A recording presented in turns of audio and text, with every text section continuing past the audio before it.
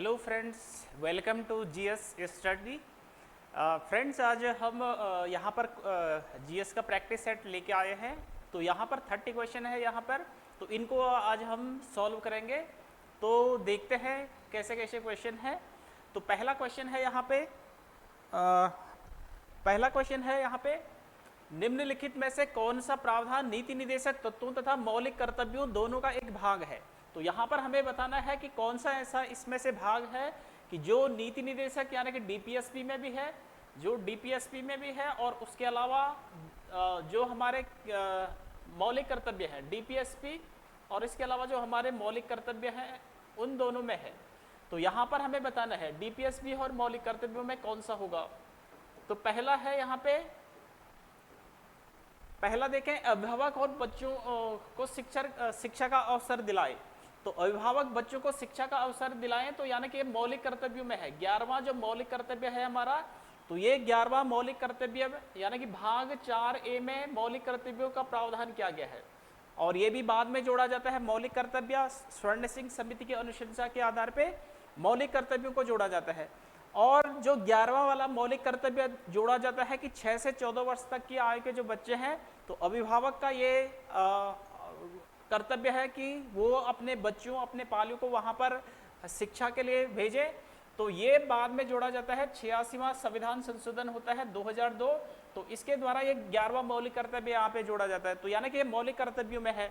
दूसरा है पर्यावरण का संरक्षण। तो पर्यावरण का संरक्षण की अगर हम बात करें, तो एक तो ये डीपीएसपी में भी है। डीपीएसपी में अगर हम देखें तो आर्टिकल 48 का जो ए है, तो यानी कि डीपीएसपी में ये है, DPSP directive principle of state policy, या राज्य के नीति निर्देशक तत्व जिनको कहा जाता है, तो यहाँ पर ये होगा। और इसको बाद में जोड़ा गया था, मूल संविधान में नहीं था। 42वां संविधान संशोधन होता है 1976, तो इसके द्वारा पर्यावरण का संरक्षण यहाँ पे डीपीएसपी में जोड़ा जाता है। इसके अलावा अगर हम देखें तो मौलिक कर्तव्यों में भी ये पर्यावरण का संरक्षण, जीव जंतु जो पर्यावरण वन्य जीव वगैरह हैं उनके संरक्षण से संबंधित, तो 7वां जो मौलिक कर्तव्य है, तो ये मौलिक कर्तव्यों में भी है। तो अगर हम देखें तो यही यहाँ पर पूछा गया है कि कौन सा ऐसा यहाँ पे भाग है जो डीपीएसपी मौलिक कर्तव्यों में भी है और डीपीएसपी में दोनों जगहों पर होगा। तो पर्यावरण का संरक्षण, ये बी यहाँ पे राइट आंसर इसका होना था। उद्योगों के प्रबंधन और कारोबारों का भाग लेना, तो ये आर्टिकल 43 का जो ए है, तो यहाँ पर ये रखा गया है। और इसको भी 42वां संविधान संशोधन होता है 1976, इसके द्वारा ये जोड़ा जाता है। और समान नागरिक सिविल संहिता, तो आर्टिकल 44 है, जहाँ पर समान नागरिक सिविल संहिता सभी पर एक जैसा कानून लागू करने का प्रावधान यहाँ पर होगा, तो ये 44 में होगा। तो अभी उत्तराखंड स्वतंत्रता के बाद समान नागरिक सिविल संहिता को लागू करने वाला प्रथम राज्य भी बन गया है। तो यहाँ पर इसका हम देखें तो सी बी इसका राइट आंसर था। सेकंड वाला क्वेश्चन है यहाँ पे कि संसद की संयुक्त बैठक के संदर्भ में निम्नलिखित कथनों में से कौन सा कथन सही है। तो हमें संसद की जो संयुक्त बैठक होती है, ज्वाइंट मीटिंग जो होती है, अनुच्छेद 108 के तहत संयुक्त अधिवेशन बुलाया जाता है। तो यहाँ पर हमें बताना कि इसमें से कौन सा सही होगा। तो जब भी क्या होता है, साधारण जो प्रकार के विधेयक यानी कि धन विधेयक हो गया और संविधान संशोधन वाले जो विधेयक होते हैं, इनके अलावा अन्य जो साधारण विधेयक, तो उन पर अगर कोई मतभेद की स्थिति अलग अलग सदनों में होती है, तो फिर राष्ट्रपति आर्टिकल 108 के तहत वहाँ पे संयुक्त अधिवेशन बुला सकते हैं। तो बुलाते राष्ट्रपति हैं, लेकिन इसकी जो अध्यक्षता करते हैं तो लोकसभा का जो अध्यक्ष होता है, तो वह संयुक्त अधिवेशन की अध्यक्षता करता है। तो पहला यहाँ पे अनुच्छेद कुछ दशाओं में संसद की दोनों सदनों की संयुक्त बैठक का प्रावधान करती है। तो बिल्कुल कुछ यहाँ पे कंडीशन के आधार पे यहाँ पर संयुक्त अधिवेशन यहाँ पे बुलाया जाएगा राष्ट्रपति के द्वारा। तो पहला वाला सही हो जाएगा। दूसरा वाला है दोनों सदनों की संयुक्त बैठक की अध्यक्षता स्पीकर करता है। तो यानी कि लोकसभा का जो अध्यक्ष होता है, तो आर्टिकल 118 का खंड 4 है, तो इसके तहत लोकसभा का अध्यक्ष संयुक्त अधिवेशन की अध्यक्षता करता है। और अगर यहाँ पर लोकसभा का अध्यक्ष उपस्थित नहीं होगा, तो फिर यहाँ पर उपाध्यक्ष करता है, और उपाध्यक्ष भी नहीं होगा तो फिर राज्यसभा का जो उपसभापति होते हैं, तो राज्यसभा के उपसभापति इसकी अध्यक्षता यहाँ पर करते हैं। तो अभी तक अगर पूछा जाएगा कितनी बार संयुक्त अधिवेशन बुलाया गया है, तो 1961 में, इसके अलावा 1978 में और 2002 में। तो पहला वाला अगर हम देखें 1961 वाला, तो ये दहेज वाला, दहेज से संबंधित ये मामला होता है। दूसरा वाला अगर हम देखें तो ये बैंकिंग से संबंधित होगा, और तीसरा वाला होता है तो ये आतंकवाद से संबंधित यहाँ पर होता है। तो अभी तक 3 ही बार संयुक्त अधिवेशन यहाँ पे बुलाया गया है, तो इसके दोनों के दोनों यहाँ पर सही होने थे, तो सी इसका राइट आंसर होना था। 1 और 2 दोनों सही है। अगला है तीसरा वाला क्वेश्चन है, सर्वोच्च न्यायालय के एक न्यायाधीश का त्यागपत्र संबोधित होगा। तो सर्वोच्च न्यायालय का प्रावधान आर्टिकल 124 के तहत भाग 5 के तहत जो प्रावधान किया गया है, तो यहाँ पर अगर हम देखें सुप्रीम कोर्ट के जो न्यायाधीश है, तो ये त्यागपत्र किसको देते हैं, तो भारत के मुख्य न्यायाधीश को, सर्वोच्च न्यायालय के वरिष्ठतम न्यायाधीश को, राष्ट्रपति को, प्रधानमंत्री को। तो ये यहाँ पर अपना जो त्यागपत्र सौंपेंगे, तो राष्ट्रपति को ये त्यागपत्र सौंपेंगे। तो सी इसका राइट आंसर यहाँ पे होना था कि राष्ट्रपति ही इनकी नियुक्ति करते हैं और इन्हीं को ये अपना त्यागपत्र सौंपते हैं। लेकिन जो इनका कार्यकाल होता है तो 65 वर्ष तक का कार्यकाल इनका होता है। सुप्रीम कोर्ट के जो न्यायाधीश होते हैं तो 65 वर्ष तक ही अपने पद पर रह सकते हैं। 65 वर्ष से पूर्व भी 2 आधारों पे इनको पद से हटाया जा सकता है। तो एक है सिद्ध कदाचार और दूसरा है असमर्थता। तो इन 2 आधारों पे 65 वर्ष से पूर्व भी इनको पद से हटाया जा सकता है और स्वयं इस्तीफा भी दे सकते हैं। तो सी इसका राइट आंसर यहाँ पे होना था। अगला है 4 वाला है, संविधान में कल्याणकारी राज्य का आदेश दिया जाता है। तो कल्याणकारी राज्य या वेलफेयर जो स्टेट हम कहते हैं कि अधिक से अधिक जनता के लिए कल्याण के लिए काम करना, तो ये डीपीएसपी में इसका प्रावधान है कि राज्य के जो नीति निर्देशक तत्व होते हैं तो इन्हीं में राज्य को ये निर्देश है कि राज्य कल्याणकारी राज्य की है ना, लोगों को हर प्रकार की सुविधाएं मुहैया करवाएं, अधिक से अधिक जनता के कल्याण के लिए कार्य करें। तो ये राज्य के नीति निर्देशक तत्वों में ये कल्याणकारी राज्य का प्रावधान है। ठीक है, तो इसका सी राइट आंसर यहाँ पे होना था। 42वें संविधान संशोधन की बात करें तो 1976 में होता है और इसे लघु संविधान भी इसे कहा जाता है। इसके द्वारा सबसे ज़्यादा संविधान संशोधन या आर्टिकल इसमें जोड़े जाते हैं, भाग इसमें जोड़े जाते हैं। तो एक बड़ा विस्तृत संविधान संशोधन है 42वां वाला, तो ये लघु संविधान के रूप में। बाकी प्रस्तावना की बात करें तो प्रस्तावना में भी एक बार संशोधन हो चुका है। तो अगर पूछा जाएगा कब हुआ है तो यही 42वां संविधान संशोधन 1976, जिसके द्वारा यहाँ पर प्रस्तावना में संशोधन होता है। मौलिक अधिकार, तो ये भाग 3 में है। मौलिक अधिकारों का प्रावधान आर्टिकल 12 से लेकर 35 तक यहाँ पर मौलिक अधिकारों का प्रावधान है। अगला है इसमें 5 वाला है, पंचायतों के संदर्भ में निम्नलिखित में से कौन सा कथन सही है। तो पंचायतों की अगर हम बात करें तो भाग 9 के तहत पंचायतों का प्रावधान है और इसके लिए एक संविधान संशोधन होता है 73वां संविधान संशोधन 1992। तो इसी के द्वारा पंचायतों को संवैधानिक दर्जा दिया जाता है। तो यहाँ पर पहला है कि 50% सीटें SC ST की महिलाओं के लिए आरक्षित होंगी।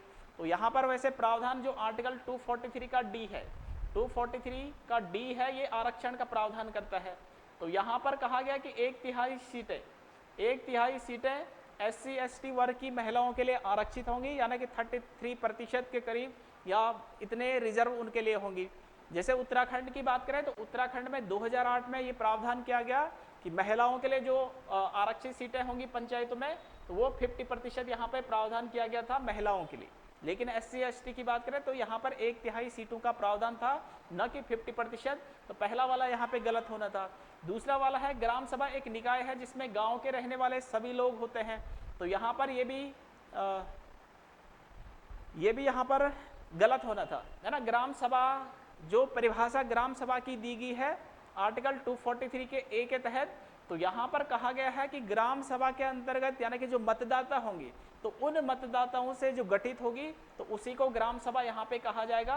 तो यानी कि जो मतदाता होंगे वोटर लिस्ट में जिनके नाम होंगे तो उनसे गठित ही उसको ग्राम सभा कहा जाएगा, न कि ग्राम सभा के तहत सभी रहने वाले लोग।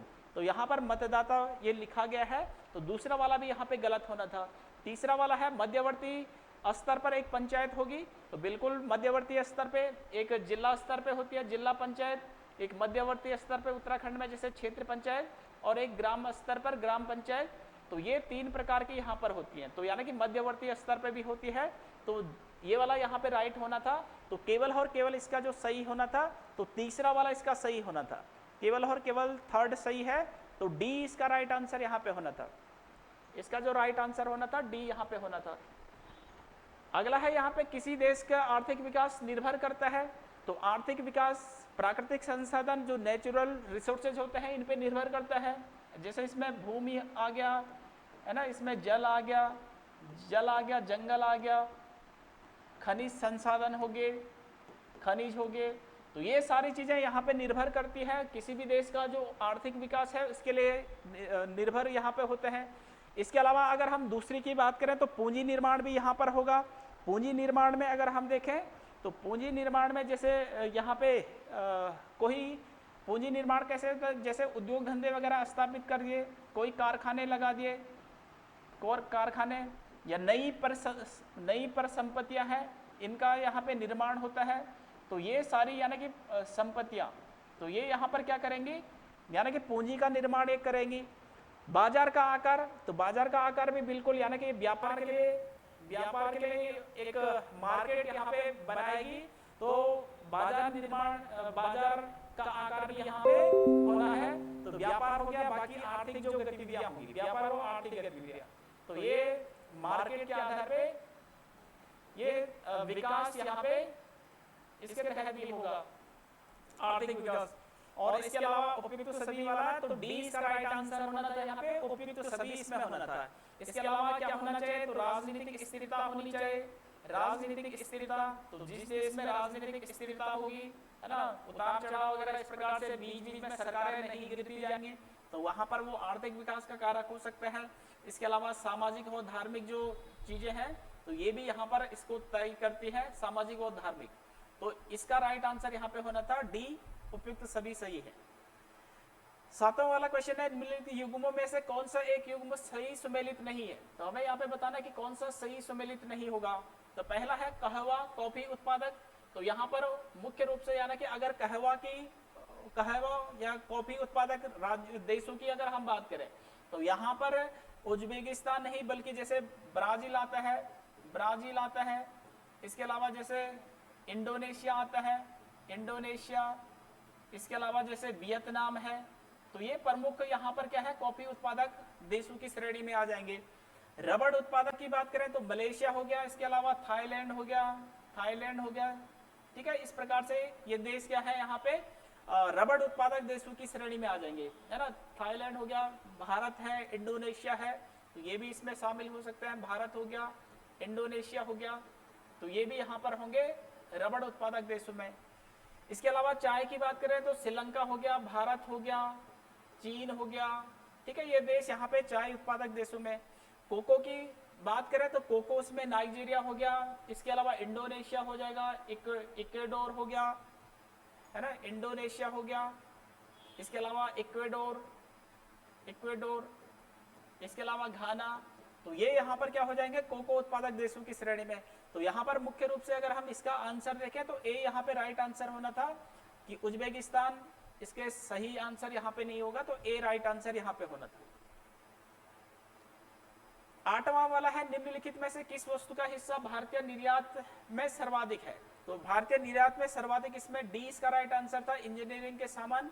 बाकी इसके अलावा जैसे पेट्रोल उत्पाद वगैरह आता है, तो पेट्रोलियम उत्पाद भी वैसे सबसे ज्यादा की श्रेणी में यहाँ पर आएगा। तो यहाँ पर ऑप्शन में अगर हम देखें तो डी इसका राइट आंसर यहाँ पे होना था। अगला है 9 वाला क्वेश्चन है, सूची फर्स्ट को सूची सेकंड से सुमेलित कीजिए और नीचे दिए गए कूट का प्रयोग कर सही उत्तर चुनिए। तो एक तरफ यहाँ पे बौद्ध ग्रंथ दिए गए हैं, दूसरी तरफ विषय वस्तु यहाँ पे दिए गए हैं। तो विनय पिटक यानी कि बौद्ध धर्म से संबंधित है। तो विनय पिटक की अगर हम बात करें तो ये यहाँ पर बौद्ध धर्म के जो नियम वगैरह होते हैं, बौद्ध धर्म मठ में शामिल होने के नियम वगैरह, यहाँ पर आचार नियम वगैरह है। तो ये यहाँ पर फर्स्ट का यहाँ पे डी, यहाँ थर्ड यहाँ पे होना था। सुत्त पिटक की बात करें तो यहाँ पर है बुद्ध की जो शिक्षाएं हैं, तो बुद्ध की शिक्षाएं यहाँ पर सुत्त पिटक के अंतर्गत यहाँ पे हो जाएंगी।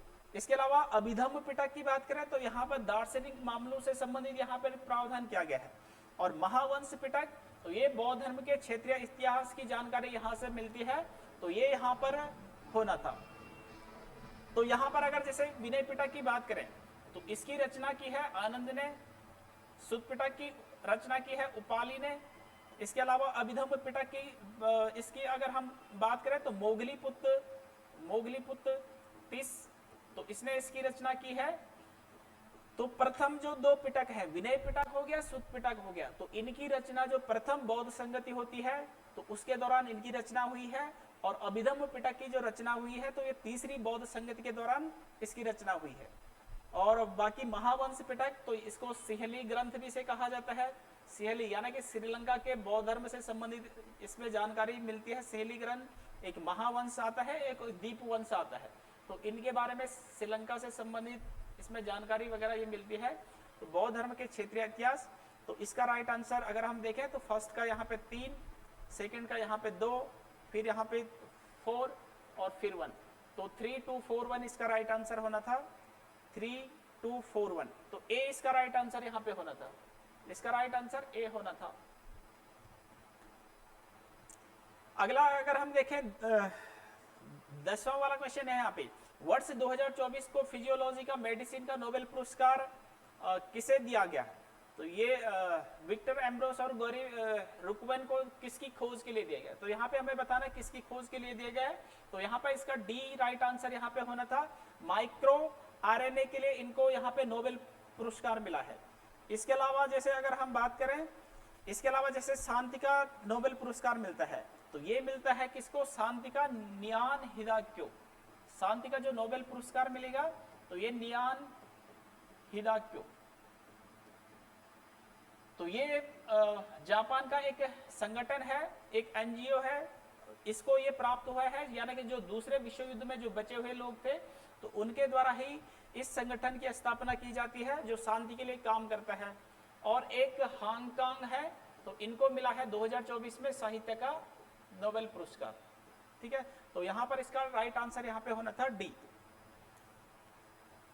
अगला है 11 वाला क्वेश्चन है, निम्नलिखित युग्मों में से यहाँ पे सम्मिलित करना है। कोयला क्षेत्र हमें बताना है। तो ओडिशा की अगर हम बात करें तो ओडिशा में तलचर यहाँ पर है, हमें बताना है कि कौन सा सही सम्मिलित नहीं है। तो ओडिशा में तलचर है, ये सही हो जाएगा। मध्य प्रदेश में सिंगरेनी, तो यहाँ पे सिंगरेनी नहीं बल्कि मध्य प्रदेश में सिंगरौली है, सिंगरौली, तो यहाँ पर ये गलत होना था। सिंगरेनी जो है तो ये तेलंगाना में पड़ेगा, तेलंगाना, ये तेलंगाना में होगा न कि मध्य प्रदेश में। छत्तीसगढ़ में तो यहाँ पे कोरबा हो जाएगा, महाराष्ट्र में वर्धा घाटी, ये सही हो जाएगा।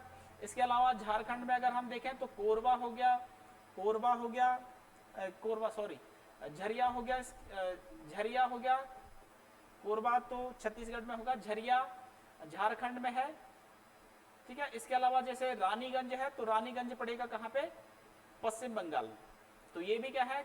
कोयला क्षेत्र यहाँ पे मिलेंगे। तो इसका जो राइट आंसर होना था बी, इसका राइट आंसर यहाँ पे होना था।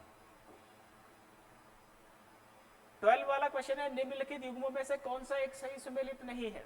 तो यहाँ पर ये एक तरफ बंदरगाह दे रखे हैं, तूतीकोरिन, तो मत्स्यन पोताश्रय के रूप में, ये तमिलनाडु में पड़ेगा, तमिलनाडु में, तो ये सही हो जाएगा। चेन्नई कृत्रिम पोताश्रय है, तो ये यहाँ पर सही हो जाएगा। ये सबसे पुराना बंदरगाह भी है और कृत्रिम एक बंदरगाह है चेन्नई जो तमिलनाडु में होगा। कोलकाता भारत का सबसे गहरा पोताश्रय, तो ये यहाँ पर ये गलत होना था। सबसे गहरा जो पोताश्रय होना तो विशाखापत्तनम सबसे गहरा हो जाएगा। ठीक है, तो ये यहाँ पे गलत हो जाएगा। बाकी ये कोलकाता या हल्दिया बंदरगाह है, तो ये कैसा बंदरगाह है? तो एक नदिया बंदरगाह है, नदिया बंदरगाह। और यहाँ पर अगर हम बात करें विशाखापत्तनम, इसकी बात करें तो इसे डॉल्फिन नोज बंदरगाह के नाम से भी जाना जाता है, विशाखापत्तनम बंदरगाह जो आंध्र प्रदेश में है। तो इसका सी राइट आंसर यहाँ पे होना था। अगला है, सन 2025 में कितने व्यक्तियों को पद्म विभूषण पुरस्कार मिला है? तो 2025 में अगर हम देखें तो यहाँ पर 7 लोगों को पद्म विभूषण पुरस्कार यहाँ पे मिलता है। तो इसका राइट आंसर यहाँ पे सी होना था कि 7 लोगों को यहाँ पे पद्म विभूषण मिला है। इसके अलावा 113 लोगों को पद्म श्री यहाँ पे मिलता है, पद्म श्री। 19 लोगों को यहाँ पे पद्म भूषण यहाँ पे मिलता है, पद्म भूषण। और जो 7 लोग हैं इनको पद्म विभूषण यहाँ पे मिलता है, विभूषण। तो टोटल हो जाएंगे कितने? 139 लोग हैं। तो पूरे 139 लोगों को यहाँ पे पद्म पुरस्कार यहाँ पे दिए गए। तो इसका जो राइट आंसर होना था सी राइट आंसर यहाँ पे होना था। अगला है, भारत सरकार ने नागरिकों को पर्यावरण के अनुकूल जीवन शैली अपनाने के लिए किस पहल की शुरुआत की है? तो यहाँ पर हरित भारत मिशन, मिशन लाइफ हरित भारत मिशन की बात करें तो ये 2014 में इसकी शुरुआत होती है। मिशन लाइफ की बात करें तो अक्टूबर 2022 में इसकी शुरुआत होती है। और स्वच्छ भारत अभियान की 2 अक्टूबर 2014 को इसकी शुरुआत होती है। और यहाँ पर स्वच्छ गंगा मिशन तो जून 2014 में इसकी शुरुआत होती है। तो इसका जो राइट आंसर होना है तो बी इसका राइट आंसर यहाँ पे होगा कि अक्टूबर 2022 में जो स्वच्छ ये मिशन लाइफ शुरू हुआ है तो यही इसका राइट आंसर यहाँ पे होना है। अगला इसमें 15 वाला है, निम्नलिखित में से कौन सा राज्य उन राज्यों में सम्मिलित नहीं है जो लॉर्ड डलहौजी द्वारा व्यवगत नीति के बहाने ब्रिटिश साम्राज्य में नहीं मिलाया गया था। तो यहाँ पर ए राइट आंसर यहाँ पे होना था। सबसे पहले अगर हम देखें तो यहाँ पे सतारा को मिलाया जाता है 1848 ईस्वी में, सतारा यहाँ पे मिलाया जाएगा, ठीक है 1848, ठीक है। इसके अलावा इसको 1853 में इसको मिलाया जाता है और इसको नागपुर को यहाँ पे मिलाया जाएगा जो, तो वो 1854 में नागपुर को मिलाया जाएगा 1859 में, ठीक है 54 में 1854 में नागपुर को 1854 में। इसके अलावा जैतपुर हो गया, जैतपुर वो संभलपुर, तो इन दोनों को 1849 में मिलाया जाता है। और इसके अलावा अवध की अगर बात करें तो अवध को कुशासन के आरोप में 1856 में यहाँ पे मिलाया जाता है। तो ए इसका राइट आंसर होना था, कर्नाटक यहाँ पे सही नहीं होगा। अगला है भारतीय राष्ट्रीय कांग्रेस के गठन के समय भारत का गवर्नर जनरल और वाइसराय कौन था। तो यहाँ पर अगर हम देखें तो इस समय गवर्नर जनरल की बात करें तो लॉर्ड डफरिन इस समय होते हैं। ये यहाँ पर अगर हम लॉर्ड डफरिन की बात करें तो इनका कार्यकाल 1884 से लेकर 1880 तक इनका कार्यकाल यहाँ पे हो जाएगा। 1884 से लेकर और 1888 तक इनका कार्यकाल यहाँ पे हो जाएगा। तो इसी दौरान 1885 को भारतीय राष्ट्रीय कांग्रेस की स्थापना होती है। इसके अलावा जैसे अगर हम लॉर्ड कर्जन की बात करें तो लॉर्ड कर्जन का कार्यकाल होता है 1899 से लेकर और 1905 में। तो इनके समय में महत्वपूर्ण जो घटना घटित होती है तो यहाँ पर होगा बंगाल का जो विभाजन होता है ये इनके समय में होगा। और बाकी लॉर्ड रिपन की बात करें तो ये लॉर्ड लिटन के बाद आते हैं 1880 से लेकर और 1884 तक। और इसके अलावा लॉर्ड लैंसीडाउन की बात करें तो ये 1888 से लेकर 1894 तक इनका कार्यकाल होगा, 1888 से लेकर 1894 तक, ठीक है। तो इसका राइट आंसर यहाँ पे बी होना था। अगला है 17 वाला है, बंबई में अखिल भारतीय ट्रेड यूनियन कांग्रेस के पहले अधिवेशन की अध्यक्षता किसने की। तो यहाँ पर इसका राइट आंसर यहाँ पे होना था लाला लाजपत राय। 31 अक्टूबर 1920 को all India trade union Congress की स्थापना होती है और इसकी जो अध्यक्षता यहाँ पे करते हैं तो लाला लाजपत राय होते हैं। तो बी इसका राइट आंसर होना था। अगला है 18 वाला क्वेश्चन है, बनारस का सेंट्रल हिंदू कॉलेज जो बाद में बनारस हिंदू विश्वविद्यालय बना तो इसके केंद्रीय बिंदु के रूप में यहाँ पर स्थापना किसने की थी। तो इसका राइट आंसर एनी बेसेंट होना था। 1898 में एनी बेसेंट ने सेंट्रल हिंदू कॉलेज की स्थापना की और बाद में ये 1916 में क्या होता है, मदन मोहन मालवीय के प्रयासों से ये बनारस हिंदू विश्वविद्यालय के रूप में यानी कि BHU के रूप में ये यहाँ पर स्थापित होता है। तो सी इसका राइट आंसर यहाँ पे था। अगला है इसमें 19 वाला क्वेश्चन है, द पॉपुलेशन ऑफ बम नामक पुस्तक के लेखक कौन है। तो यहाँ पर इसका राइट आंसर जो होना था बी इसका राइट आंसर होना था कि पॉपुलेशन ऑफ बम के जो लेखक हैं तो ये हो जाएंगे पाल आर अहिलर। तो 1968 में इन्होंने ये पुस्तक लिखी थी 1968 में। तो जो तेजी से जनसंख्या बढ़ रही है तो उस पे चिंता व्यक्त इन्होंने की थी इस पुस्तक के माध्यम से। बाकी जैसे माल्था साहब हैं तो ये भी जनसंख्या के सिद्धांत पर एक जनसंख्या का एक सिद्धांत यहाँ पर देते हैं, जनसंख्या के बारे में ये लिखते हैं। अगला है 20 वाला क्वेश्चन है, निम्नलिखित में से कौन सा एक विकल्प सत्य है। तो पहला है सकल घरेलू उत्पाद जिसे GDP कहते हैं, ग्रॉस डोमेस्टिक प्रोडक्ट प्लस मूल्यह्रास equal to GNP gross net product. तो ये यहाँ पर गलत हो जाएगा। इसका जो सही आंसर यहाँ पे होना था तो डी इसका राइट आंसर होना था। GDP माइनस मूल्यह्रास जिसको डेप्रिसिएशन कहते हैं इक्वल टू क्या हो जाएगा NDP नेट डोमेस्टिक प्रोडक्ट, तो जीडीपी यानी कि एक देश की बाउंड्री के अंतर्गत जितना भी एक वित्तीय वर्ष में कुल उत्पादन वगैरह हो रहा है उसका जो मार्केट प्राइस होता है उसे जीडीपी कहते हैं। और इसमें से डिप्रिसिएशन अगर हटा दिया जाए, जो मशीनें वगैरह जो काम में लगी होती हैं उसमें जो घिसावट वगैरह जो खर्चा आता है उसको अगर माइनस कर दें तो नेट डोमेस्टिक प्रोडक्ट यहाँ पे निकल जाता है, निवल घरेलू उत्पाद यहाँ पे निकल जाता है। तो इसका राइट आंसर यहाँ पे डी होना था। अगला है यहाँ पे 21 वाला क्वेश्चन है, बोस्टन टी पार्टी नामक घटना निम्नलिखित में से किस तिथि को हुई थी? तो ये 16 दिसंबर 1973 को होती है, यूएसए में, अमेरिका में होती है। और इसके जो नायक होते हैं तो इसके नायक होते हैं सैमुअल एडम्स इसके नायक होते हैं, जो ब्रिटिश की पॉलिसियां वगैरह थी उसका ये विरोध करते हैं और जो टी वगैरह जो आई थी उसको समुद्र में फेंक देते हैं ये। तो इसका राइट आंसर यहाँ पे बी होना था, 16 दिसंबर 1773, है ना। अमेरिका की जो क्रांति होती है उसका एक हिस्सा ये होता है। अगला है इकोमार्क प्रतीक निम्नलिखित में से किससे संबंधित है? तो यानी कि यहाँ पर पर्यावरण सर्वोच्च गुणवत्ता सामग्री, दूसरा है इसमें पर्यावरण से संबंधित। तो इसका अगर हम देखें पर्यावरण के लिए सुरक्षित जो सामग्री है तो वो राइट आंसर यहाँ पे होना था, तो बी इसका राइट आंसर होगा। और 1991 से ये कॉन्सेप्ट यहाँ पे आया है कि जो इको मार्ग वगैरह है तो वो पर्यावरण के लिए सुरक्षित है, तो इसका राइट आंसर बी होना था। अगला है 23 वाला क्वेश्चन है, 1857 के विद्रोह के दौरान बहादुर शाह जफर ने किसको साहिब आलम का बहादुर खिताब दिया था? तो यहाँ पर इसका राइट आंसर हो जाएगा बख्त खां। इसका राइट आंसर यहाँ पे सी होना था कि 1857 की क्रांति जब 10 मई 1857 मेरठ से शुरू होती है, उसके अगले दिन जब सैनिक मेरठ छावनी से दिल्ली की ओर प्रस्थान करते हैं तो बहादुर साहब को अपना नेतृत्व वहाँ पे देते हैं। फिर बहादुर साहब का जो सैन्य नेतृत्व कर रहा होता है वो बख्त खान होता है, तो इसी को ये उपाधि यहाँ पर देंगे। बाकी ब्रिजेश कादिर की बात करें तो ये बेगम हजरत महल का पुत्र होता है। बेगम हजरत महल जो लखनऊ से नेतृत्व कर रही होती है उसका पुत्र होता है ब्रिजेश कादिर। अगला है 24 वाला है, निम्नलिखित में से किस राजा का कथन है कि हमारी सारी प्रजा सत्कर्मों का सृजन करती हुई आपदा से मुक्त ईर्ष्या से मनुष्य आनंद का भोग करे? तो इसका जो राइट आंसर होना था डी इसका राइट आंसर होना था, अशोक यहाँ पर सही होगा। अगला है 25 वाला क्वेश्चन है, भारत के चंद्रयान 3 जो मिशन है तो सॉफ्ट लैंडिंग करी है, जिसका भारत ऐसा करने वाला देश बन गया है। तो भारत ऐसा करने वाला चौथा देश यहाँ पर बना है।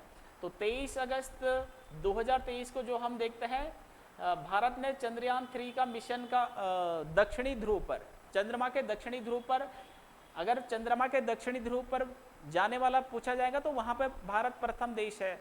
और वैसे अगर चंद्रमा पे सॉफ्ट लैंडिंग करने के क्रम में देखें तो चौथा देश यहाँ पे आ जाएगा, है ना। यूएसए हो जाएगा, उसके अलावा रूस हो गया, उसके अलावा चीन हो गया और चौथे पे आ जाएगा इसमें भारत।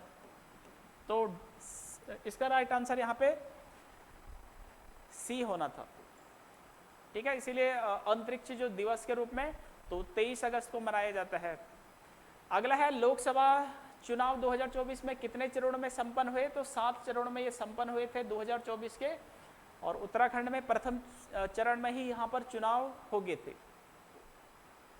तो ये अभी 18वीं लोकसभा है, तो 18वीं लोकसभा के लिए ये चुनाव यहाँ पे होते हैं।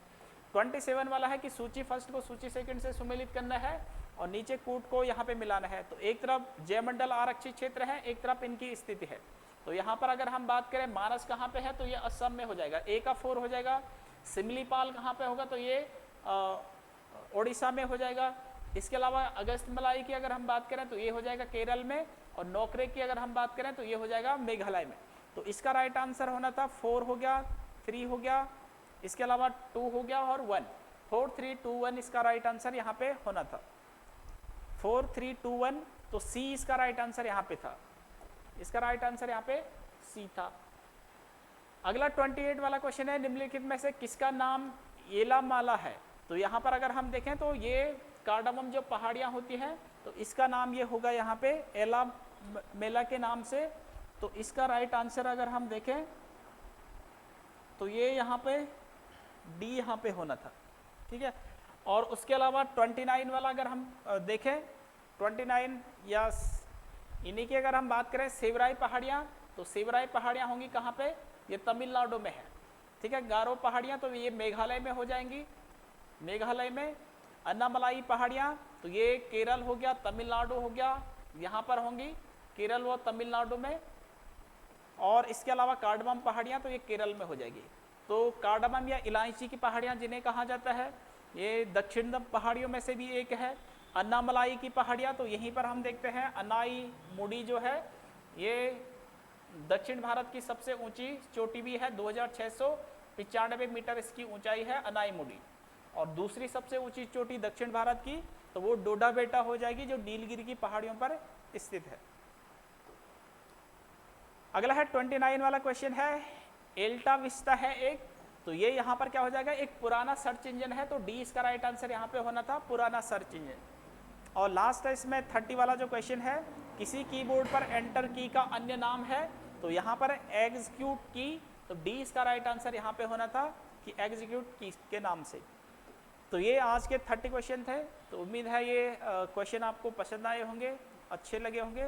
तो मिलते हैं एक नई वीडियो के साथ, तब तक के लिए बाय बाय।